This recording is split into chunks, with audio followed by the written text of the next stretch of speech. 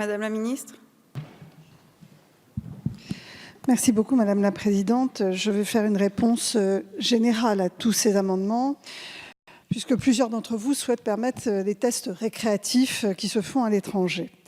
Ils se sont effectivement banalisés et je pense que Monsieur le rapporteur Bertha a très bien expliqué en quoi l'exploitation de ces tests récréatifs relève là aussi d'un certain mythe de la génétique toute puissante et qui donnerait des réponses robustes. Malheureusement, ça n'est pas le cas.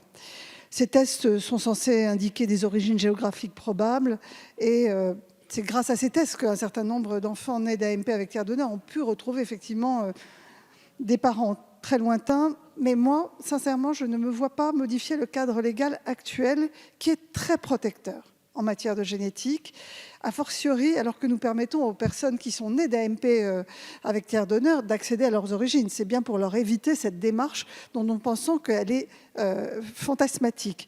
Donc nous souhaitons favoriser l'accès aux origines via le registre de France Greffe de Moelle pour les personnes nées avec tiers donneur, mais certainement pas leur proposer de passer par des tests génétiques et encore moins de l'autoriser en population générale pour tous les Français. Aujourd'hui, je le rappelle, monsieur le rapporteur l'a dit, les tests génétiques sont très bien encadrés. Ils sont permis en cas de prescription médicale, quand on suspecte une maladie. Ils sont permis dans des protocoles de recherche, évidemment, pour faire avancer la science. Et ils sont permis pour des raisons judiciaires, notamment quand il faut rechercher un test de paternité ou un crime, évidemment, sur un lieu de crime. En conséquence, le fait pour une personne de solliciter un examen de génétique en dehors des conditions prévues par la loi est puni. Et je pense que c'est très utile que notre débat permette de mettre en lumière aujourd'hui pour nos concitoyens qui envoient leur ADN à l'étranger que c'est interdit par la loi pour de bonnes raisons. Pas pour embêter les Français, pour de bonnes raisons. Parce que les informations qu'on leur donne ne sont pas les bonnes. Parce qu'ils donnent leur ADN à des sociétés privées marchandes étrangères. Donc, nous ne souhaitons pas éviter des dérives et permettre l'exploitation des données personnelles des Français à l'étranger.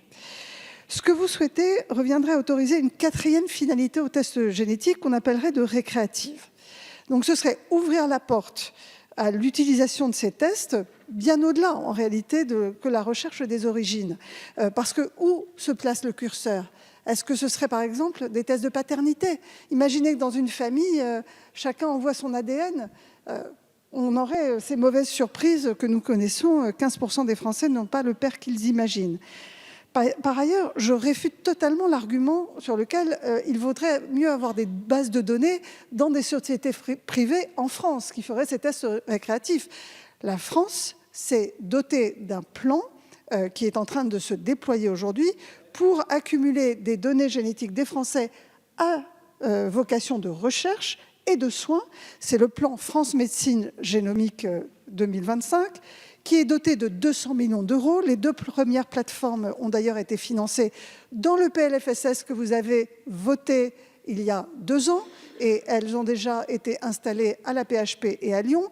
10 autres plateformes de génétique vont voir le jour et donc nous nous dotons des moyens de faire des analyses génétiques et de constituer une base de données française pour améliorer le soin et la connaissance, certainement pas à visée récréative.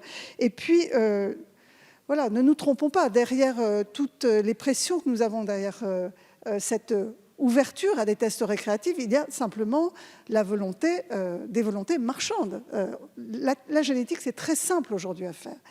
N'importe qui peut ouvrir un laboratoire de génétique avec un matériel de séquençage et donner des informations. Donc, nous avons décidé de ne pas ouvrir ces tests génétiques. Ça apporte une fausse liberté.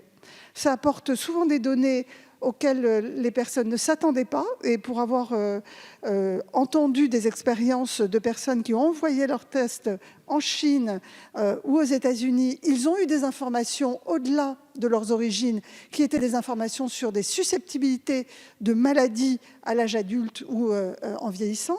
Ils ne savent pas quoi faire de ces données. Nous savons tous qu'elles peuvent être totalement fausses et erronées. Donc ça donne une fausse perspective de médecine prédictive, et puis on rejoint quelque part l'inquiétude qu'avait Jean-François Eliaou, c'est-à-dire qu'à un moment donné, on permettrait à chacun d'avoir sa carte d'identité génétique, il faudrait peut-être se marier en fonction de cette carte d'identité. Est-ce que c'est cette société-là que nous souhaitons? La France s'est dotée de lois de bioéthique qui sont bien pensées, qui trouvent cet équilibre entre ce qui est utile aux soins, ce qui est utile aux personnes, et ce qui relève du fantasme, voire ce qui pourrait induire des dérives sociétales. Je pense que nous souhaitons tous ce qui amène du progrès à nos concitoyens, mais ces tests récréatifs sont tout sauf du progrès. La génétique, c'est une science sereine qui doit être source d'espoir. Nous devons la soutenir, mais nous ne devons pas en faire un enjeu de récréation. Je vous remercie. Merci,